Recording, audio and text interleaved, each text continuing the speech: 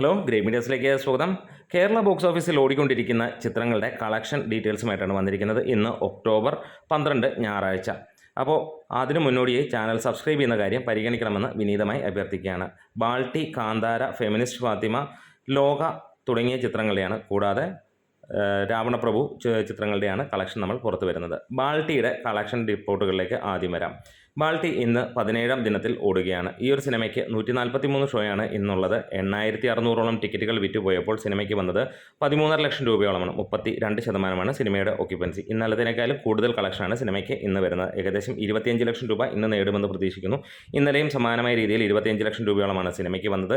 Kerala box ഓഫീസിൽ നിന്ന് cinema ട്രാക്കിങ്ങിലൂടെ 7,25 ലക്ഷം രൂപ കടക്കുമ്പോൾ കേരള ബോക്സ് ഓഫീസിൽ നിന്ന് ഫൈനലായിട്ടുള്ള ഇതുവരെയുള്ള ട്രാക്കിംഗ് അല്ലെങ്കിൽ ഗ്രോസ് കളക്ഷനായിട്ട് വന്നിരിക്കുന്നത് 9 കോടിയോളമാണ്.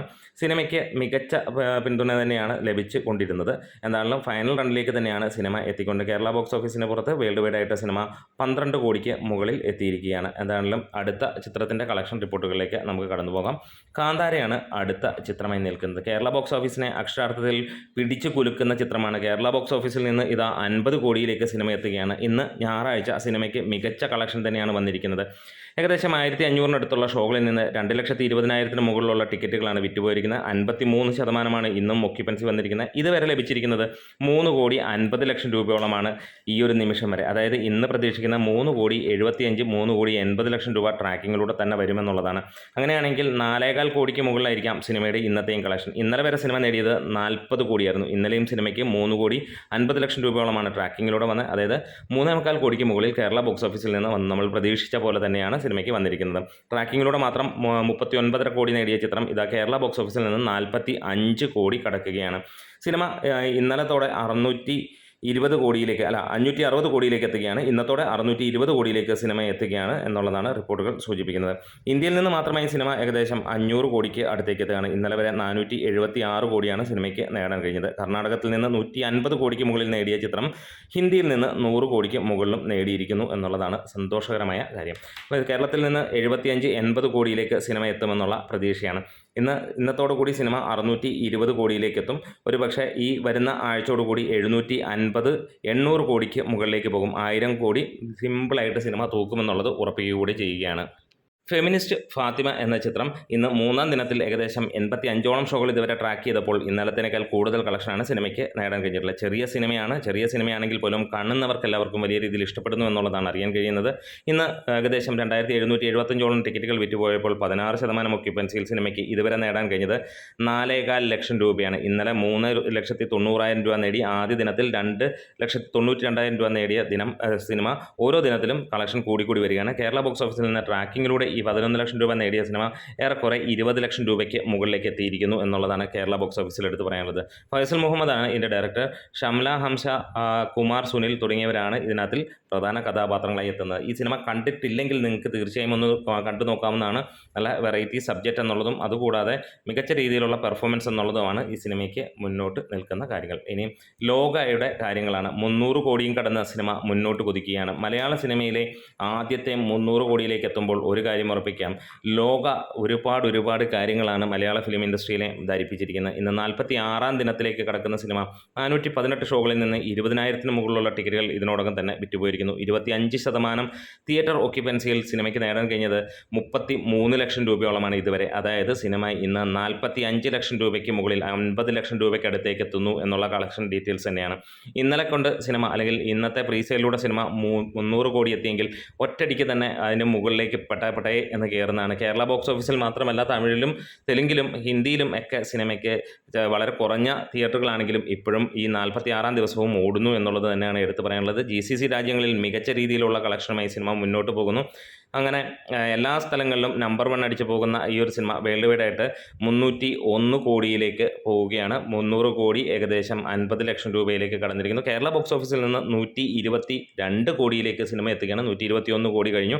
121 കോടി 70 ലക്ഷം രൂപയിലേക്ക് ഇന്നത്തോടെ സിനിമയുടെ കളക്ഷൻ എത്തുമെന്നുള്ളതാണ്.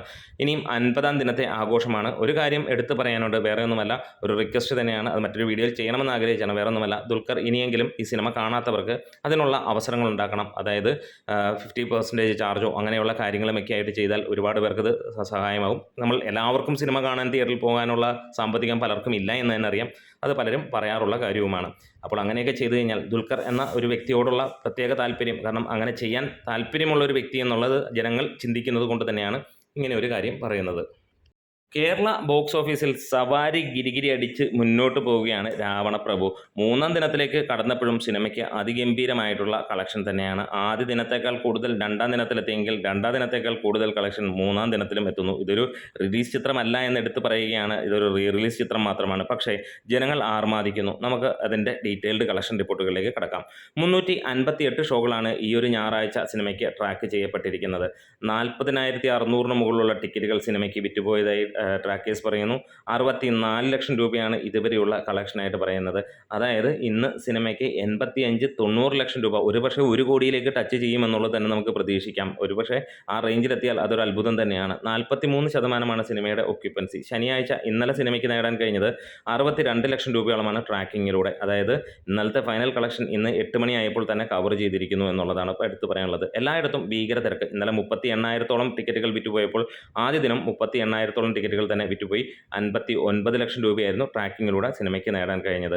എന്തായാലും 1000-ന് മുകളിലുള്ള ഷോകൾ നടന്നു. 1,17,000-ന് മുകളിലുള്ള ടിക്കറ്റുകൾ വിറ്റുപോയെന്നും 1,85 ലക്ഷം രൂപയാണ് ട്രാക്കിങ്ങിലൂടെ വന്നിരിക്കുന്ന കളക്ഷനുമെന്നാണ് ട്രാക്കേഴ്സ് പറയുന്നത്. Overall occupancy 42%.